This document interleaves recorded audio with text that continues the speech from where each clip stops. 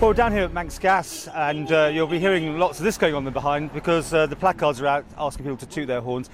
Barry, you are persistent, I'll give you that. And I think a lot of people are surprised that, a lot of people just do one demonstration, then they go home and that's it. This is a series, what, number 5, is it something? It's the 5th, yeah. It's the 5th.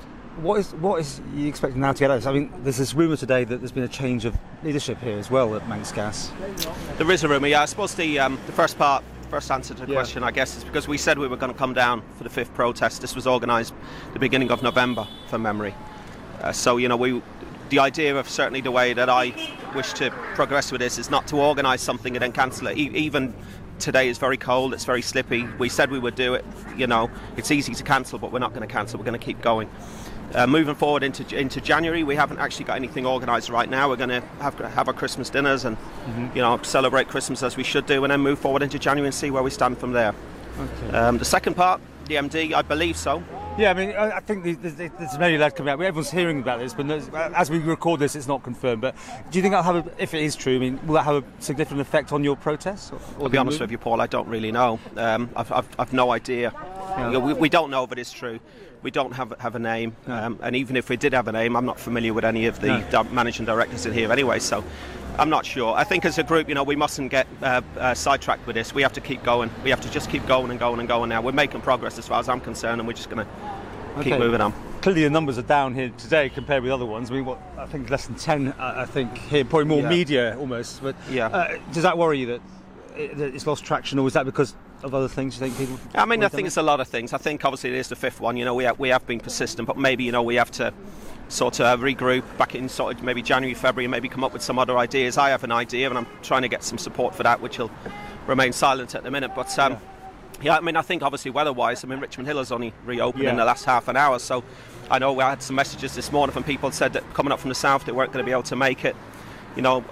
Clearly as well, this is to do with heat. It's to do with vulnerable people. It's to do with the kind of people who would like to be here today but obviously can't be here today because they're the kind of people who can't get out and about very much. So the numbers, I guess, for these are never going to be huge, certainly not in a cold December morning. You were trying to spread the word to the Channel Islands. How did you get on there with you changed the Facebook group name to include them as well, didn't you? Well, yeah, I mean, lately we've changed it to Ankala as well. We need to start getting the message out that Manx Gas, contrary to what comes out here, is not really a small domestic Isle of Man company. I mean, it's a very large energy asset management company. It's huge.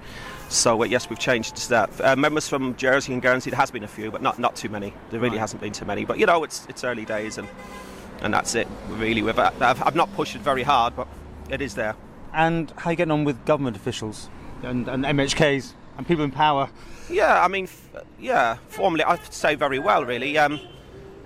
We've got a meeting on Friday, the 15th, in government offices, which is the new Chief Minister's Gas Regulatory Advisory Committee. Is this one that he's managing himself? This is the new committee that the Chief Minister set up. The chairman is David Ashford, MHK, and I believe he is with the MHK for Ramsey. What try to think? Dr. Allison or Mr. Hooper? Hooper, right, that's the one. So, and possibly one or two others as well. But that's the next thing, that's what we're gearing up towards now. So once we finish here today, I've got to go back and I've got to start organising for that. But I think we're doing really well. Yes. And if there has been a change of power here, there could be movement here. I'm guessing if this is some sort of change of direction, do you feel that might be happening? I don't know. I mean, I think, if I'm honest, because I'm only going to ever be honest, I think that Mr. Nichols should have come out publicly, and I think he should have made a public statement and at least expressed some concern about the media attention that was happening. I don't even remember him giving one interview. No, well, we haven't seen yet, but they have given an interview to us. But that last protest, we waited and waited because we were expecting him to come out that door, and we waited. Well, as long as you did, and with no signs. Yeah. Do you think they've just handled this badly then? I do. I mean, I'm a customer. I've said that to you before. All these people here are customers, are Manx Gas customers. You can't ignore your customers. We haven't flown in here for the day and flying out again this afternoon. We're all people that, keep this company in business. So to not speak to your customers is, I think, pretty poor. So PR, not good. It's a disaster.